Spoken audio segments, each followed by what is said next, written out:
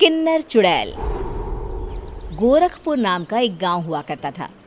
उस गांव में ज्यादा लोग नहीं रहते थे। उस गांव में एक गर्भवती विधवा औरत रहती थी। उस औरत का नाम कमला था। कमला अपने घर में अकेली रहती थी। उसके पति की सारी जायदाद उसके नाम हो गई थी, पर सभी गांव वाले उस औरत को मनहूस औरत समझा करते थे और सभी उससे नफरत किया करते थे।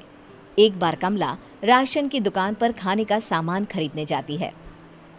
भैया जी, जरा 1 किलो दाल चावल देना। अरे हाय हाय हाय हाय हाय! अरे मनहूस औरत, मेरी दुकान में अपशुगन करवाने आ गई क्या? हैं? चल जा यहाँ से। मैं कुछ नहीं देने वाला हूँ तुझे। भाग भाग यहाँ से, चल जा, निकल। भैया जी, ऐसा मत कहिए। मैं गर्भवती हूँ, मुझे खाने की बहुत जरूरत है। मुझे खाना दे दीजिए।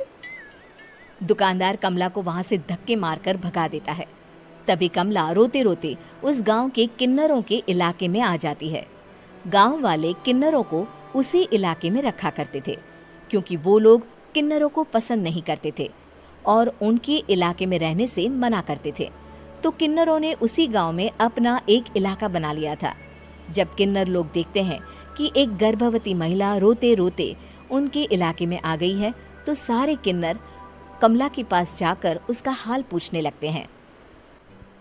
क्या हुआ बहन, तुम्हारी गर्भवती अवस्था में इतनी बुरी हालत कैसे? तुम रो क्यों रही हो? तुम डरो मत, हम तुम्हें कोई नुकसान नहीं पहुंचाएंगे। तुम शांत होकर सब बताओ कि हुआ क्या है। मैं कमला हूँ।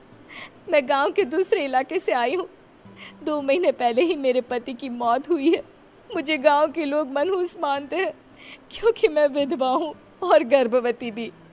वहाँ के लोग मुझे खाने के लिए कुछ बेचने के लिए भी तैयार नहीं, जिससे मेरा गुजारा नहीं हो रहा था।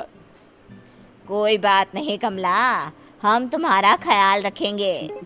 किन्नर लोग कमला को एक खाली घर में रहने के लिए जगह दे देते हैं और उसकी देखभाल भी करते हैं।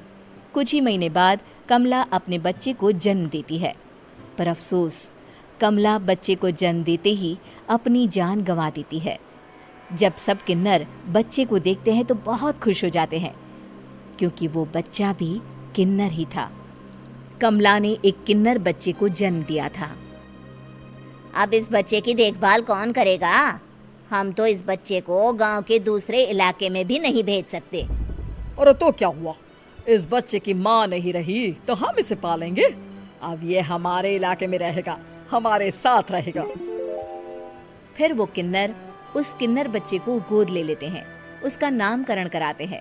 उस किन्नर बच्चे का नाम शक्ति रखा जाता है। देखते ही देखते शक्ति बड़ी होने लगती है। उसके रंग रूप बहुत सुंदर थे। वो बहुत सुंदर किन्नर दिखती है।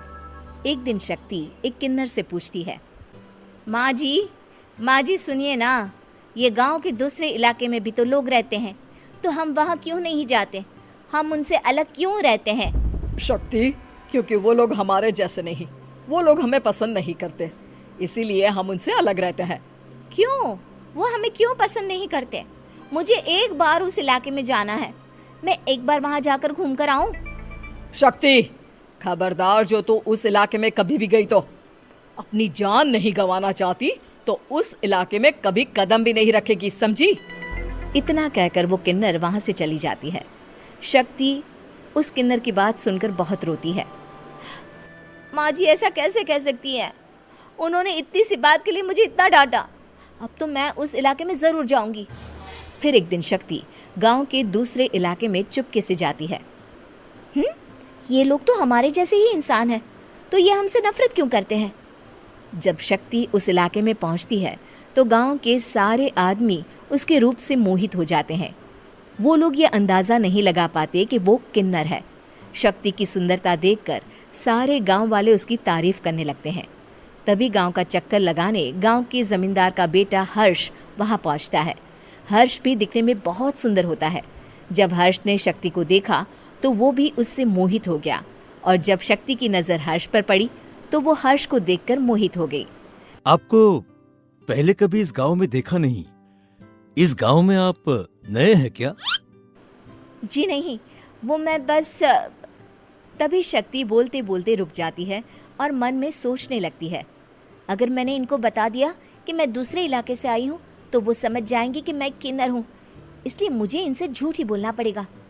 शक्ति हर्ष को कहती है, जी हाँ, मैं इस गांव में नई आई हूँ, यहाँ अकेली रहती हूँ। वैसे आप कौन है? आप भी इसी गांव में रहते हैं? जी हाँ, मैं इस गांव के जमींदार का बेटा हूँ। आपको किसी भी चीज की जरूरत पड़े तो आप मुझे बता देना, मुझे अच्छा लगेगा। ऐसे ही शक्ति और हर्ष एक दूसरे से रोज मिलने लगते। वो दोनों अपने प्यार का इजहार करने एक दूसरे से मिलने जाते हैं। तभी शक्ति का पीछा करते करते एक किन्नर वहां आ जाती है। शक्ति, मैं तुमसे बहुत प्यार करता हूँ। मैं तुमसे शादी करना चाहता हूँ। क्या तुम मुझसे शादी करोगी? हाँ हर्ष, मैं तुमसे शादी करूंगी, पर मैं तुमको अपने बारे में एक सच्चाई बताना चाहती हूँ जो मैंने तुमसे छुपा कर रखी है। तभी उनके बीच में ही वो किन्नर आ जाती है।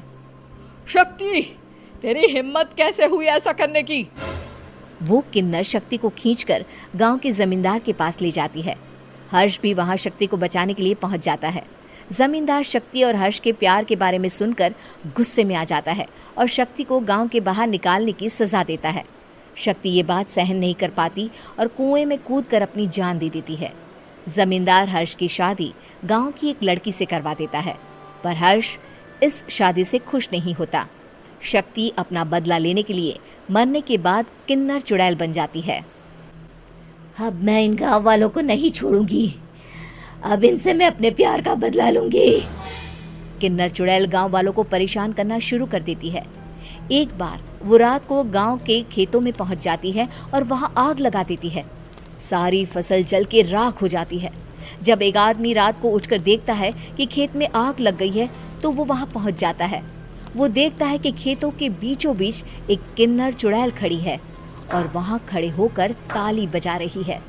गांव वाला किन्नर चुड़ैल को देखकर बेहोश हो जाता है। जब सुबह उस आदमी को होश आता है तो वो सीधा जमींदार के पास जाता है। अरे जमींदार साहब, अरे वो किन्नर चुड़ैल ने मेरी सारी फसल जला दी। अब मैं क्या करूंगा? क्या होगा मेरा? जमींदार चुड़ैल किन्नर का नाम सुनते ही सब कुछ समझ जाता है। अब वो बहुत डर जाता है। उसी रात को जब जमींदार डर के मारे अपने कमरे में सो नहीं पाता, तभी वहां अचानक से किन्नर चुड़ैल आ जाती है।